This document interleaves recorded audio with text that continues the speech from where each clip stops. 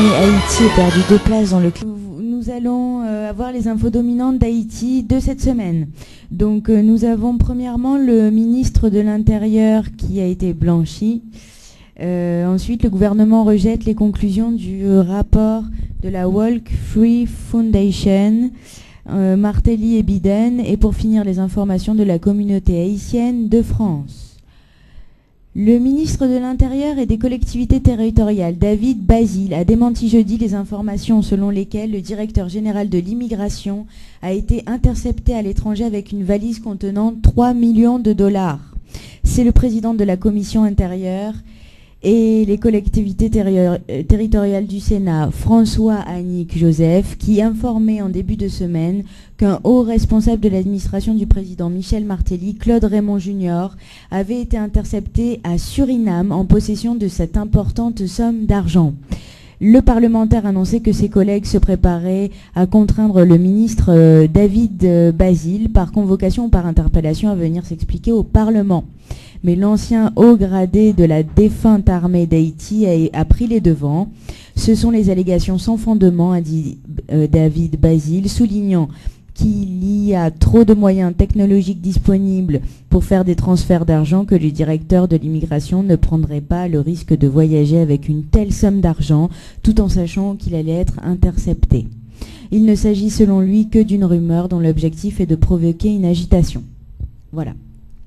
Passons aux 2 conseillers électoraux. Néhémie Joseph et Léopold Berlanger demandent l'annulation du pré-calendrier électoral rendu public par le président de l'organisme électoral ainsi que tous les actes qui en ont découlé.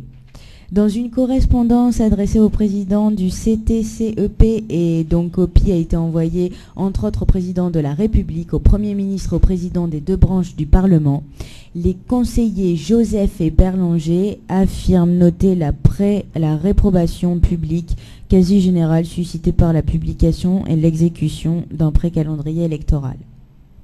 Une dérive, disent-ils, accentuée par l'utilisation des membres de cabinet des conseillers en lieu de place du personnel approprié dans la mise en œuvre du dit pré-calendrier. Pour les conseillers Léopold Berlanger et Néhémie Joseph, cette orientation du CTCEP l'engage dans une voie qui le conduira à une perte de crédibilité totale. Ils disent souhaiter que le CTCEP parvienne avant qu'il ne soit trop tard à établir un cadre institutionnel propice à son bon fonctionnement et à la tenue d'élections crédibles, inclusives et démocratiques. Léopold Berlanger et Néhémie Joseph avaient tous 2 voté contre lors d'un scrutin réalisé au Conseil électoral autour du pré-calendrier électoral. Des religieux dominicains dénoncent la décision de la Cour constitutionnelle dominicaine à l'égard de dominicains d'origine haïtienne. Passons au gouvernement d'Haïti qui a rejeté les conclusions sur l'esclavage moderne en Haïti. En tant que premier pays à se libérer de l'esclavage, Haïti a toujours été à l'avant-garde de toutes les grandes luttes qui ont façonné l'humanité. Ce pays que dirige aujourd'hui le tandem Martelly-Lamotte est une nation courageuse qui travaille avec fierté à la résolution de ses problèmes. Ce rapport gonfle indûment les chiffres et va à l'encontre des efforts consentis par l'État haïtien visant à trouver des solutions durables aux problèmes.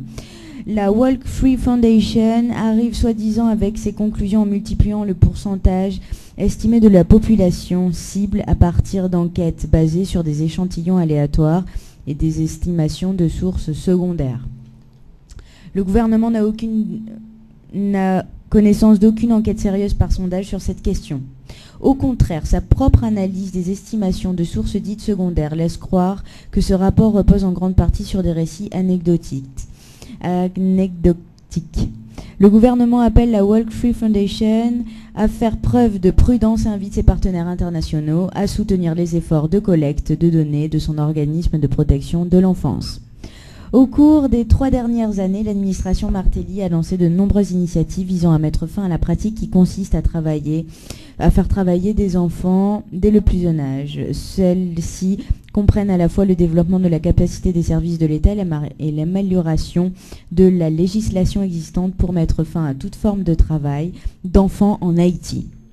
Le gouvernement a également ciblé les causes profondes du travail domestique et le trafic d'enfants à travers le développement du programme de scolarisation universelle gratuite et obligatoire PSUGO pour soutenir les familles en les permettant d'envoyer leurs enfants à l'école. Seulement cette année, l'État haïtien a scolarisé plus de 1 200 000 enfants. Le gouvernement a également attaqué le problème à travers les programmes du cash transfert aux mères défavorisées qui dirigent des familles monoparentales, lesquelles, sans cet appui de l'État haïtien, risquaient d'envoyer leurs enfants dans les rues pour y travailler. Le gouvernement haïtien, à travers son programme d'assistance sociale Aide-PEP, a également développé une initiative de grande envergure qui consiste à fournir une aide alimentaire aux personnes vivant dans les quartiers difficiles. Passons à Martelly et Biden. Martelly et Biden ont convenu de la nécessité d'un dialogue ouvert avec toutes les parties prenantes de la vie nationale afin que les élections puissent se tenir au plus vite.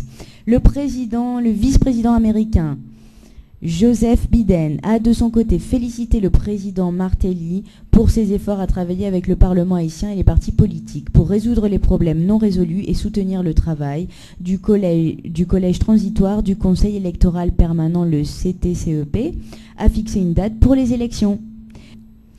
Passons à Haïti-Venezuela. Le Premier ministre Laurent Lamotte a présenté jeudi une conférence bilan de sa rencontre avec 2 délégations venues du Venezuela et de Cuba. Les discussions ont porté sur les réalisations et les acquis obtenus grâce à cette coopération tripartite dans les domaines suivants: sanitaire, des infrastructures et de l'alphabétisation. Les infos de la communauté haïtienne. À Paris, nous avons le 29 octobre, n'oubliez pas, vernissage de l'exposition Art Freedom organisée par l'association Couleur Pays avec entre autres les œuvres des artistes haïtiennes Marjorie Alexis, Vildine Charlemagne, Michel Drier, Michael Lafontan et Odile Latortue. La thématique d'Art Freedom réunit des artistes de l'outre-mer et de la métropole représentant plusieurs disciplines: photographie, design, sculpture, dessin, peinture. Exposition du 28 octobre au 3 novembre, du lundi au samedi de 11h à 19h, espace Beaurepaire, 28 rue de Beaurepaire, dans le 10e, métro République. Nous avons un numéro de téléphone au 06 30 45 01 88.